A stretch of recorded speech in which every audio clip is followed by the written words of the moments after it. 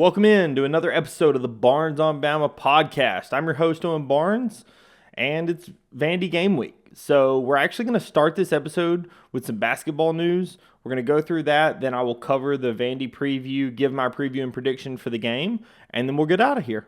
So let's get right into the show. So I want to start with basketball. As you are aware, we did have some big visitors that came in to this Alabama-Georgia game this last weekend. We had 3 visitors. We thought that there was going to be 4, but there ended up just being 3 in Caleb Holt, 2026 5-star, and AJ DeBanza and Braden Burries, 2025 5-stars.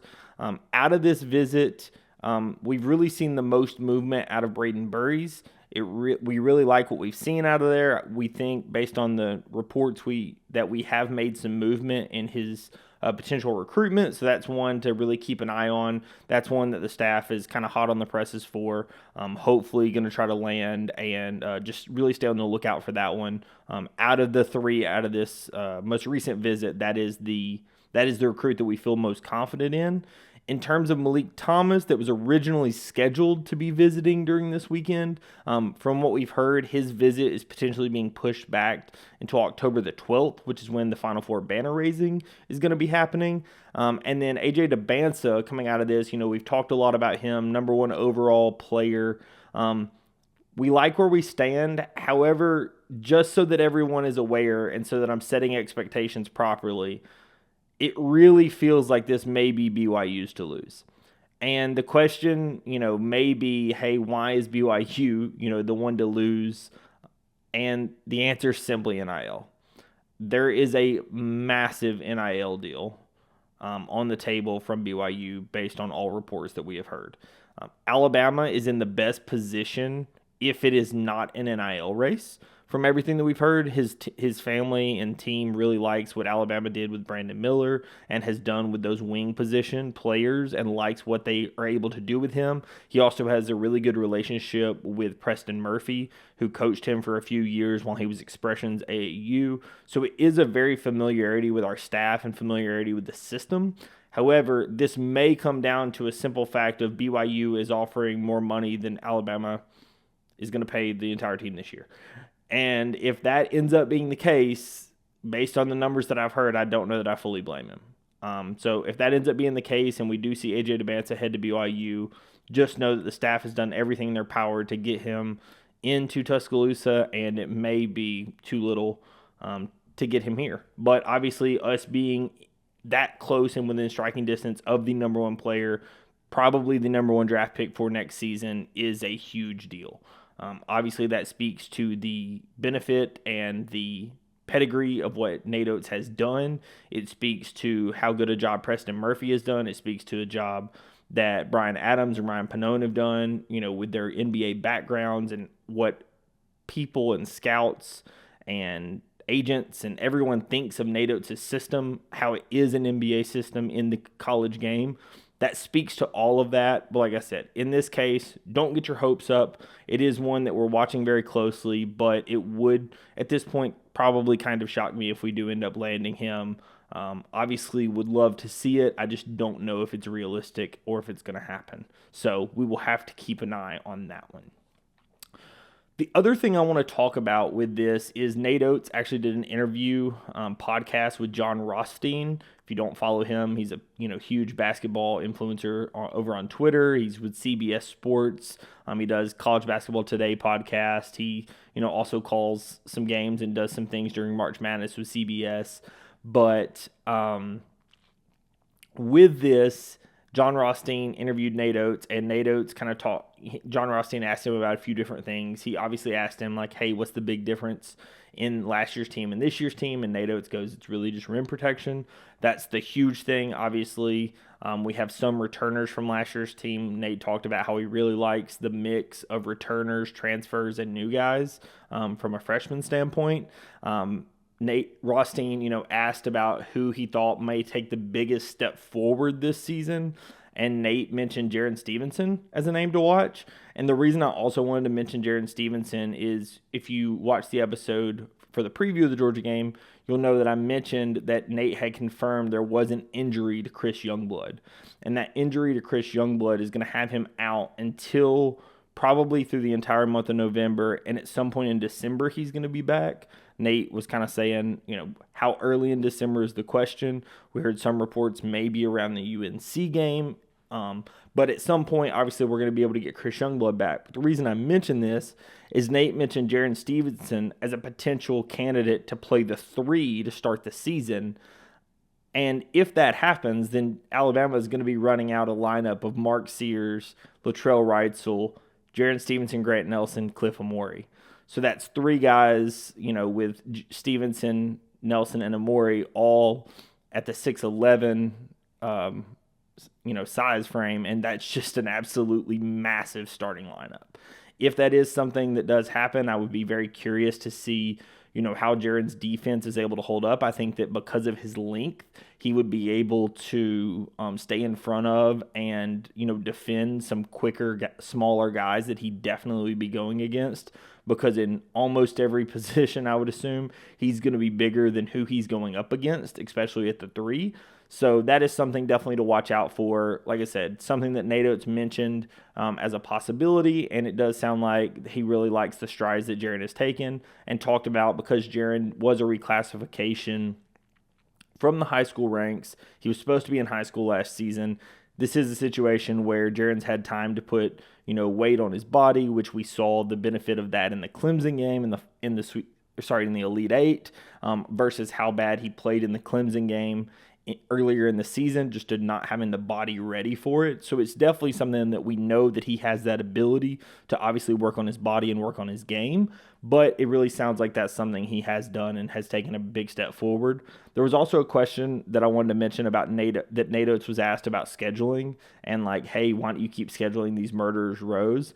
And Nate, kind of simply said, at the end of the day, this season is not about us trying to have some perfect resume heading into SEC play, right? This is not about us going 13-0 in non-conference play, because going 13-0 may mean that you were not tested, right? If you go 13-0 and we're absolutely tested, then great, right? But if you go 13-0 and it's because you were not tested, then what's the point of that? And he said it really dates back to his days when he was at Romulus and everyone made it in the state tournament. So he would just schedule the hardest teams you could play, because if everybody's going to make it into the tournament, let's get our guys as battle tested as possible so that the thing we actually care about, that tournament, is fully ready. And that's kind of Nate Oats' philosophy when it comes to scheduling in the non-conference. That's right. If the goal of the team is to win the regular season, win the SEC tournament, win the national tournament, right? Win the March Madness tournament. If that's your real goal, his idea is let's schedule as hard as possible in the non-conference, get our team as ready as possible, play as many different styles, as many types of offenses, as many types of big elite bigs, as many type of solid guards as we can possibly play, so that when we get to March Madness, we can call back on some of those games. Or when we get to SEC play, we can call back on some of those games. Obviously, if you've watched how Nate has scheduled here recently, that may have been obvious to you, but I just thought that it was, relatively important that he did mention it. And I thought that I had not heard him say, with the Romulus piece about everybody getting into the tournament, I thought that made complete sense to me. And then obviously, when John asked Nate what the biggest addition to this team is, we talked about defense, but it really kind of starts with Cliff Amore. Cliff, we made a video on it this offseason that he was possibly the biggest addition that Alabama basketball has had in quite some time, just due to what he brings to this team, especially with who's already returning. And you bring in a guy who blocked about 75% as many shots as Alabama did as a team last season. Alabama as a team had around 120 blocks. Cliff had over 90 blocks.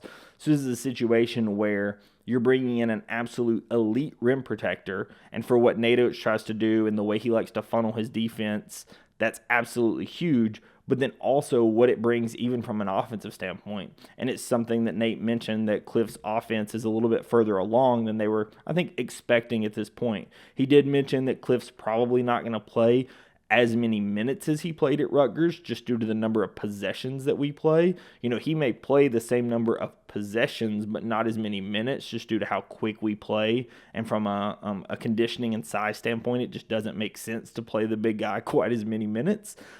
But that is something to kind of keep in mind. So that's what I wanted to talk about on the basketball front. Like I said, really wanted to talk about the recruiting coming out of that Alabama-Georgia game and what we've been hearing. And then wanted to talk about the Nate Oats interview that he did with John Rothstein. I will link it down in the show notes. So if you have not had a time to listen to it, I really would recommend it. These were some of the kind of key points that Nate talked about. But if you want to hear it out of his mouth, I'll link it down in the description. So let's transition the podcast over to the Vandy Preview, and let's talk about Vandy. So as I mentioned, just want to break down Vandy, want to give my preview of the game, and want to give my score prediction for this game. So in this game, this is something that, the team and Josh Chapman, if you are not aware, he was a lineman for Alabama, and he's been on staff. He was on Saban's staff, and he was one of the holdovers with DeBoer. And apparently when all the guys showed up to Malmore and to the athletic facility, there were rat traps everywhere. And, some people thought that it was because of the rat poison comment of Nick Saban, in the pretty famous media rant that he had. But based on what Parker Brailsford and Malachi Moore and some of the players have said, it sounds like, Chat was telling everybody, hey, it's a trap game. What happens in a lot of these, that you see a lot of teams happen is they get some really, really big win, and then they go on the road or they have their next game against what some people would consider an inferior opponent, right? Especially inferior compared to the opponent that you just played. And that's a game that will cause people to come out flat because they think they're already better than that opponent, and it will cause you to lose that game. And so that's something that they're trying to really emphasize this week is, hey, we can't have this be a trap game. Like, Vandy is a good team.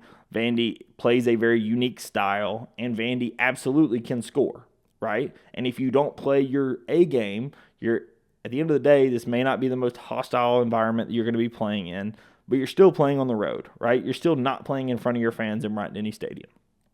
So this is a situation where you absolutely need to play your A game, or else you could get beat. Right? We saw Missouri just about, top 5 or top 7 team at the time, just about go down at home to Vandy just last week. Right? So this is a situation where Vandy is not a bad team. However, this is one that you definitely need to take full advantage of, play your A game. And if Alabama plays Alabama's A game, then of course they will beat Vandy. But if they take a game off and they allow this to be that trap game, they could absolutely lose because Vandy does have players, right? So want to talk about, kind of the big things to think about when you think about Vandy. I don't want to do the good, bad, and ugly that I've done in the early part of the season because I think in that Georgia game, we answered a lot of questions that we've had so far in the season, right? We had a lot of questions about the offensive line coming out of that South Florida game. We thought that it looked good in the Wisconsin game, but we wanted to see it again. Alabama gave up 0 sacks against Georgia.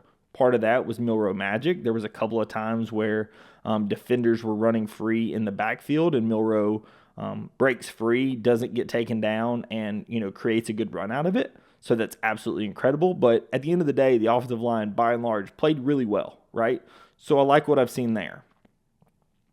Obviously, early season, there were questions about wide receiver. I think Ryan Williams has that one covered, right?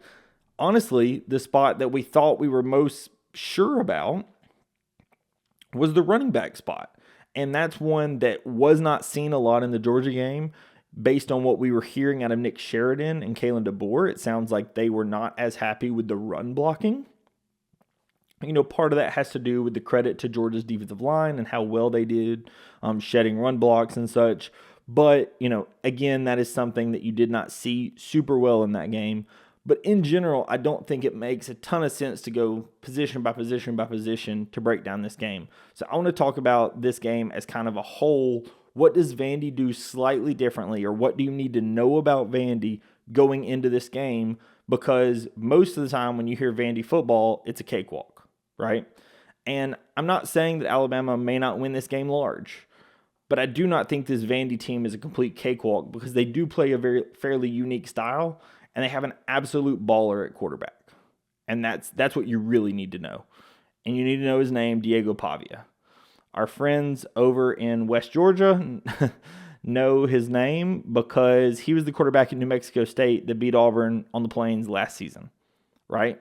So this guy has played in some big games, has won some big games, and is an absolute baller. And what I mean by that is this team runs through him. Vandy really runs more of an option style, not something that Alabama sees super often. Obviously, we don't play really the service academies, and it's a different style than the service academies. I don't want to say fully like that, but they do run a more option-based style. And Diego Pavia is the engine that makes that team go. If we have his stats pulled up, he has been obviously the leading passer every game. He had 178 against Missouri, 270 against Georgia State, 190 against Virginia Tech in a big overtime win, 83 in their win over Alcorn State. That was a 55-0 blowout. I wouldn't take too much notion into that. But he also is their leading rusher, right? So he leads them from a rushing standpoint and also leads them in rushing attempts. He has 71 carries on the season, 279 yards. So he does lead them from a rushing standpoint and is somebody definitely that Alabama is going to have to account for, right? It's going to be a completely different style playing against them. Just like I said, it's not something that Alabama sees every week. The other thing to mention is their leading receiver, right? Pavia does not throw the ball a ton.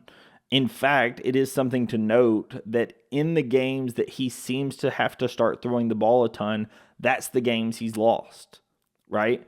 In the 2 games that they have won, he has thrown for less attempts than he's had rushing attempts or equal. There was one game that he had equal, one game that he had more rushing attempts than passing attempts. In their 2 losses, he had more passing attempts than running attempts. Obviously, that makes sense from a standpoint of if you get behind, you're going to have to throw the ball a little bit more. You may have to press a little bit more. It makes complete sense, but it really leads to, it's not just that one of their wins was against a okay Virginia Tech team, right? I'm not saying Virginia Tech's a world beater by any stretch of the imagination. Virginia Tech, depending upon your opinion of that catch in the Miami game, probably should have won that Miami game, right? So Virginia Tech is a good team, or at least can play up to can play good. And Vandy ends up beating them in that game, and Pavia has more rushing attempts than he has passing attempts, right? So this is a guy that they absolutely want to run their offense through. He's averaging almost 20 rushing attempts a game. He's averaging about 20 passing attempts a game, evened out across the course of the season. And this is just somebody that Alabama will absolutely have to account for. Do I think that Kane Wommack can? Absolutely, right? I absolutely think that they can, but it's just a different style than what Alabama's typically seeing. You're not going to see your normal drop-back, pro-style quarterback that you often see in the SEC, where they're doing a lot of handing off to the running back and just standard, the quarterback is just kind of there. And maybe you have a guy that has some improvisation with him. You might have a guy in the SEC that you face that can scramble or can run if the play breaks down. No, this is a team that you're going to face that will have plays designed for their quarterback. Honestly, not that dissimilar in the way that Alabama has plays designed for Jalen Milroe, right? Completely different style of game plan, completely different style of quarterbacks, but same general idea, right? Alabama uses Jalen Milroe as a pseudo running back. Diego Pavia is that exact same thing for Vandy, right? The other thing to mention is from a receiving standpoint, something that you don't always see, the leading receiver, and by a fairly wide margin on this team, is their tight end. Their tight end has, looking here, has 19 receptions for 220, with second place being 9 receptions for 132, right? So he has over double the amount of receptions and almost also double the amount of yards as the second place receiver, right? So this is something that our safeties with Malachi Moore and Keon Sabb and potentially also Devontae Smith are definitely going to be in this game a lot and are going to have to pay attention, because when they do call some of their their shot plays or their pass plays, it is to the tight end, right? And that's not something that you see super often. Really, one of the only teams that utilized the tight end at that elite level over the last few years has been Georgia with Brock Bowers, right? Georgia did not use their tight end as much in this last game as they typically would have because you didn't have a Brock Bowers, and I'm not calling Stowers Bowers. However, Stowers is by far their leading receiver, right? And so that is something to keep in mind coming into this game. It's just, again, not something you see super often, right? Not saying it's something that Alabama can't handle, but it's something you're going to want to watch going into this game, right? I think that Kane Womack absolutely has that ability to game plan for this kind of style. It's just something that he isn't doing on a game-in, game-out basis. So I am curious to see what that looks like, right? Then from a Vandy defensive perspective, I don't really think that they do anything insanely unique or elite that I think is going to cause Milroe issues. And I think that is the heart of why I think Alabama wins this game and wins this game comfortably, right? I do think that Vandy and the style that they play may be able to score on Alabama, right?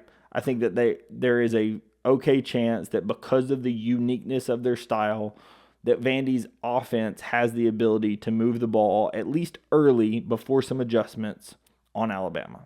It would not surprise me.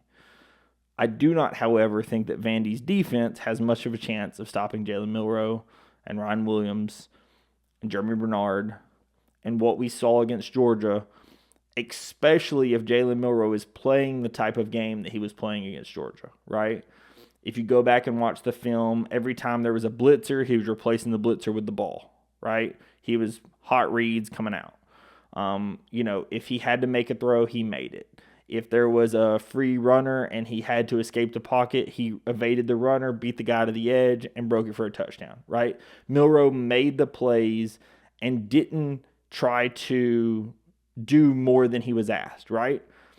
Oftentimes, like last season, if a free blitzer comes, instead of him taking the check down to the tight end for 7 yards and then let the tight end run with it and replacing the blitzer with the ball, he would end up taking a sack or he would end up trying to run. And he is a good enough athlete that maybe he would end up getting 3 or 4 or 5 yards and he would consider that a successful play.